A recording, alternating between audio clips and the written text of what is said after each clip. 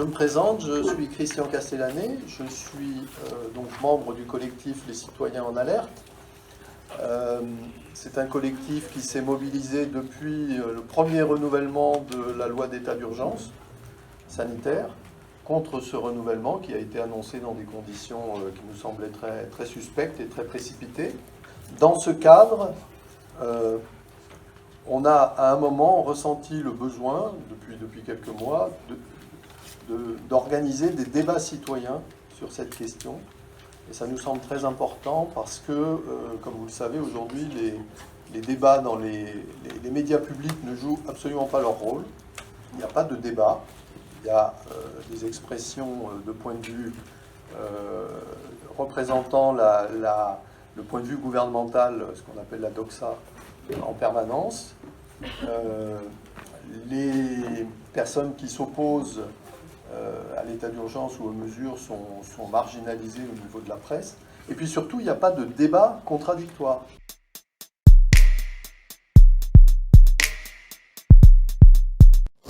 Merci au collectif des citoyens en alerte de m'avoir invité à participer à vos travaux. Donc voilà, moi je m'exprime effectivement en tant que membre du syndicat de la magistrature, où j'exerce depuis un certain nombre d'années, à la fois en tant que militant du syndicat de la magistrature et dans la magistrature où je travaille depuis effectivement à peu près 20 ans. Essayer de donner un point de vue juridique sur ce qui nous arrive et ce qui est en train de nous arriver depuis environ 18 mois. J'ai le souvenir d'un vieux maître, d'un vieux professeur de droit fribourgeois que j'avais eu pendant mes études, et qui me disait le juriste n'a pas le droit d'ignorer quoi que ce soit, hormis le droit. Pourquoi? Parce que, en fait, le droit, il devrait être simple, il devrait être facile à comprendre, il est accessible à tout le monde, il est public, etc. Enfin bon, l'intérêt d'être juriste, c'est d'appliquer la règle de droit à des situations réelles et essayer de faire rentrer le réel dans les cases du droit. Et là, c'est vrai que la situation, depuis 18 mois, elle est complètement déstabilisante, parce qu'on a l'impression que tout a changé, tout a passé cul par-dessus tête.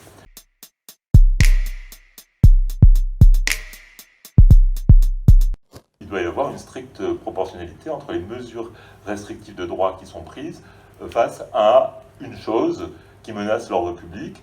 Et pour se questionner sur ce point, on est obligé de prendre un peu de recul et essayer d'avoir des éléments de contexte.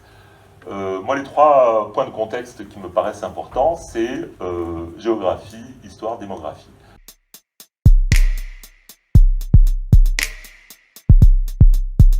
C'est évident, lorsqu'on regarde ce qui s'est passé depuis le début de cette crise épidémique, que la plupart des pays semblent avoir opté pour, l'immense majorité des pays semblent avoir opté pour des mesures restrictives de droit face à cette crise sanitaire ou à cette menace sanitaire. Mais tous, et loin s'en faut, ne l'ont pas fait à la même échelle et dans les mêmes proportions.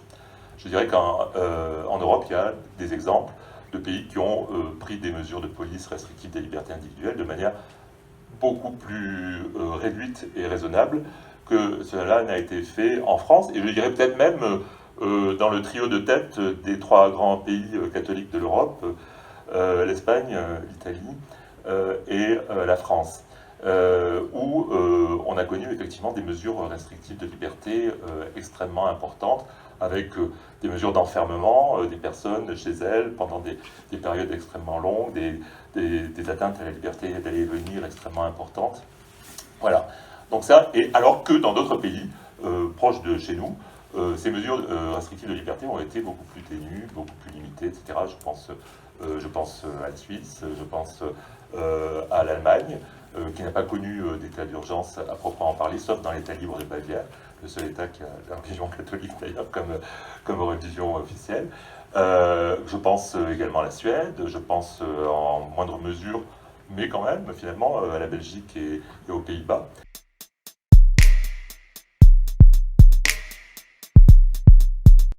Depuis que l'humanité l'humanité existe, elle est confrontée à une réalité biologique qui est beaucoup plus ancienne qu'elle, à savoir les microbes. Il y en a de partout, et évidemment, l'humanité a fait face à des situations épidémiques très souvent, de manière très importante, y compris avec des maladies qui ont été évidemment beaucoup plus terribles que le virus que nous connaissons depuis 2020. Alors évidemment, on peut remonter au Moyen-Âge, la grande peste du XIVe siècle, mais quand même des maladies qui, voilà, la peste pulmonaire, c'est 100% de taux de létalité, c'est-à-dire qu'on a pu connaître des situations vraiment dramatiques par rapport aux épidémies. Et puis, au fur et à mesure que la science s'est développée, que les antibiotiques sont arrivés, ont permis justement de lutter efficacement contre les épidémies bactériennes, eh bien, une doctrine qui s'est mise en place depuis plus de 150 ans maintenant, qui a consisté à rompre avec cette logique de la suspension des libertés, des cordons sanitaires, des portes qu'on cloue pour enfermer les malades chez eux, etc.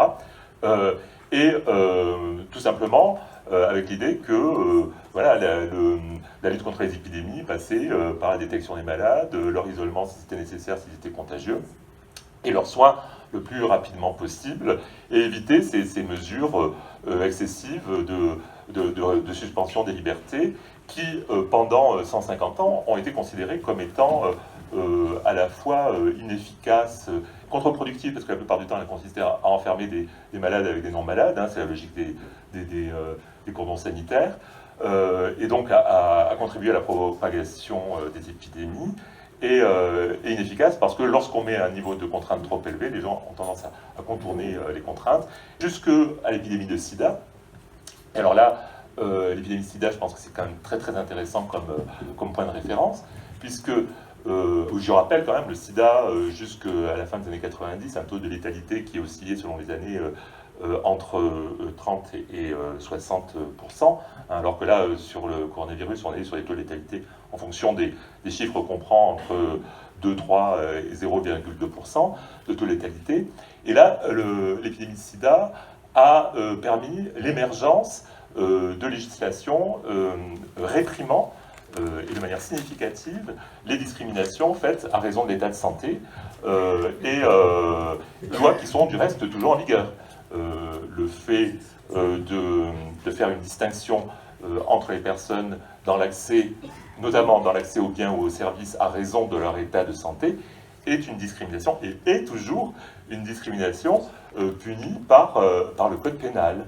Et ce alors même qu'aujourd'hui, on a un dispositif de laissez-passer sanitaire qui interdit l'accès à un certain nombre de biens et de services, jusqu'aux services de santé, quand même, jusqu'aux services de santé, je le rappelle, mais également voilà, aux débits de boissons, aux restaurants, au sport, et à beaucoup d'autres endroits, à raison de l'état de santé. Alors, dispositif qu'on peut juger quand même quelque peu retors, parce que en réalité, il s'agit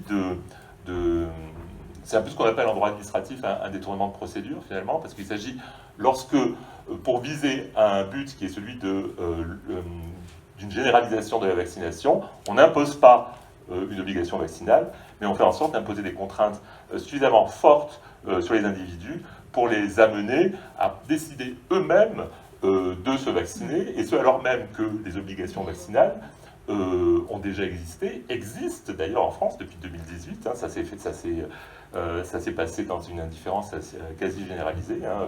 Il y a 11 vaccins qui sont obligatoires pour les enfants de moins de 18 mois depuis 2018. Pourquoi est-ce qu'on évite effectivement d'instaurer cette obligation vaccinale généralisée en imposant ce système discriminatoire, je suis obligé de le dire, hein, parce que c'est vraiment discriminatoire au sens de la loi.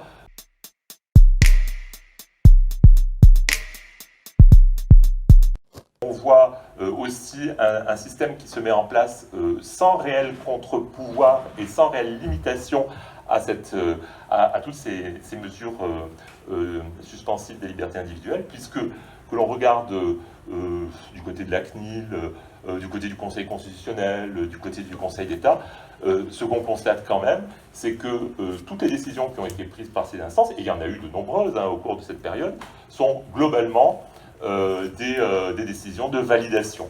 Et donc on voit qu'on est en train de s'enfoncer dans un système où la suspension des libertés individuelles non seulement est en train de perdurer, de s'installer dans la durée, mais également un système où l'autorité gouvernementale et l'autorité administrative s'est vu attribuer par la loi des pouvoirs extrêmement forts qui lui permettent de restreindre quasiment toutes les libertés individuelles sans que les instances qui sont susceptibles de constituer un contre-pouvoir dans notre système n'aient fonctionné de manière suffisamment efficace pour à un moment donné mettre un coup d'arrêt à ce qui pourrait apparaître au regard de la réalité de la menace sanitaire comme étant quelque chose d'excessif.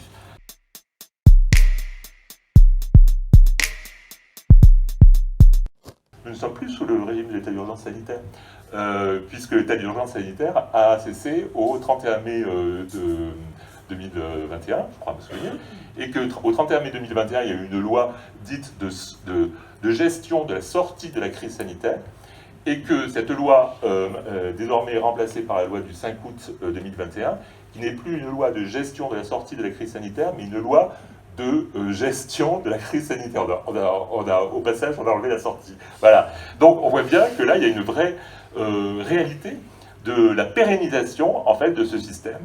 On risque de se retrouver pendant un certain nombre d'années, je suis assez pessimiste, dans une situation où l'autorité administrative, à tout moment, va pouvoir changer le curseur de la contrainte sur ces motifs de crise sanitaire.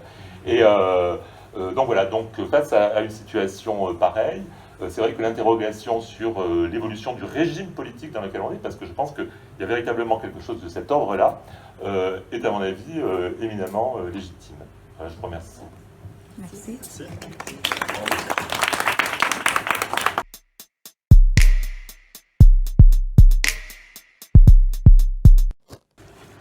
Oui, bonjour et merci de nous accueillir, de m'accueillir en particulier avec mes collègues. Le sujet que nous propose Christian Castellane est assez compliqué. Quand il parle de l'état d'urgence sanitaire, solution ou cause de la crise actuelle, je pense qu'on peut reformuler un tout petit peu. C'est-à-dire que nous sommes confrontés à un problème majeur, qui est la question de la crise du Covid. Il y a vraiment une épidémie qui nous tombe dessus. Et ce qu'on peut comprendre, c'est que dans le contexte politique dans lequel nous nous trouvons, c'est un prétexte rêvé pour le gouvernement, pour l'administration qui suit le gouvernement, c'est un prétexte rêvé pour amplifier le contrôle sur la société. Alors, premièrement, la crise sanitaire, d'après l'un des spécialistes que j'apprécie beaucoup, qui s'appelle Didier Fassin, c'est un phénomène social total. C'est-à-dire que ça prend la totalité des problèmes de la société et ça les rebat comme un jeu de cartes. Pourquoi Didier Fassin ? Didier Fassin, premièrement, il est médecin. Deuxièmement, il est sociologue. Troisièmement, il est anthropologue. Et il est prof d'un tas de trucs. Il enseigne aux États-Unis, à Princeton notamment. Il enseigne, je crois, à l'école de haute études en sciences sociales. Et on lui a collé un devoir. On lui a dit, vous allez être chargé de la chaire de santé publique. Paf, on est vraiment au cœur du problème. Pour l'année 2020-2021, au Collège de France. Je vous recommande vivement de son livre qui vient juste de sortir, qui s'appelle « Les mondes de la santé publique ».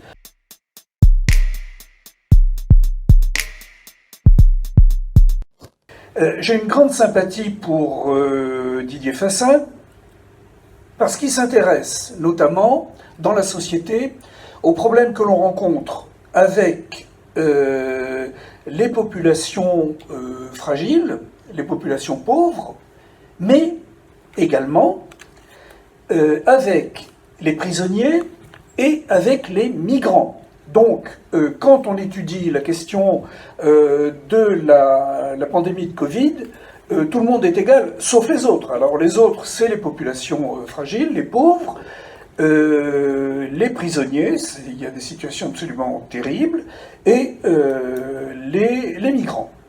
Voilà. Donc lui examine tout ça de près et il dit mais il y a des circonstances aggravantes. C'est-à-dire que quand on regarde comment on peut protéger les populations à travers la vaccination, ben on voit que les gens dont j'ai parlé n'ont pas accès à ces protections que peuvent constituer les vaccinations.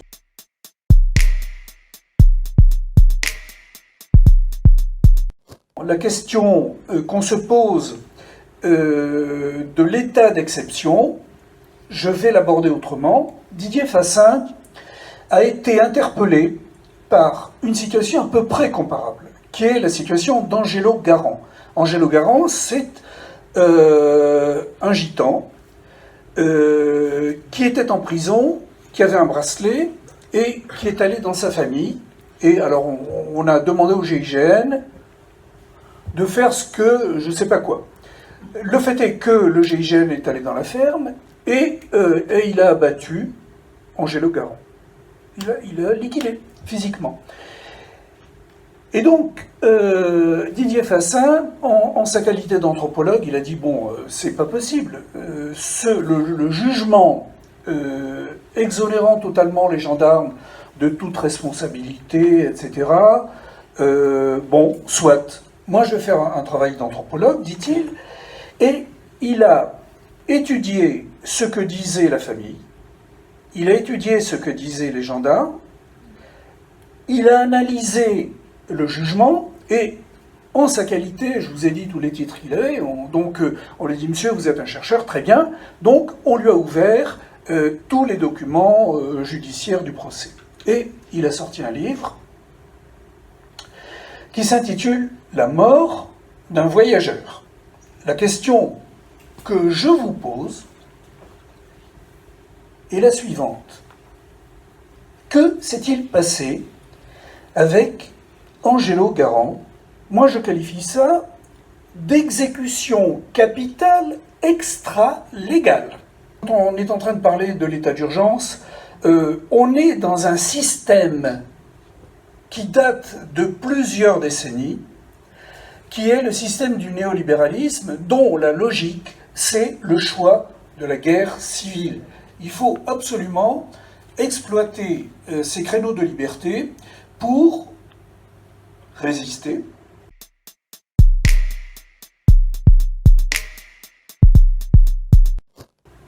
La situation de gestion publique de la santé publique a été méthodiquement sabotée depuis des années, des décennies. Et je le dis parce que c'était mon boulot. Moi, j'étais directeur d'hôpital, après j'ai été administrateur civil, j'ai travaillé au ministère de la Santé, et j'ai vu comment, de façon non visible, c'est-à-dire à travers, je dirais peut-être des magouilles ou des choses comme ça, ce qui me plaît beaucoup maintenant dans le cadre d'Anticorps, parce que j'ai un petit peu d'ancienneté, on voyait comment les choses se passaient, et en particulier, je vais vous dire un seul mot, et je vous donne un exemple et j'arrête, c'est la question de la consultocratie. En clair, vous avez des autorités qui sont légitimes, et Christian Castellani en parle hein, dans sa thématique, mais que se passait-il dans la réalité? Dans la réalité, vous avez les cabinets de conseil qui font le siège des cabinets ministériels, et ils s'entendent vraiment comme la ronce en foire, et ils pensent qu'ils ont raison et qu'ils vont réussir à rouler tout le monde en mettant en place des systèmes intéressants.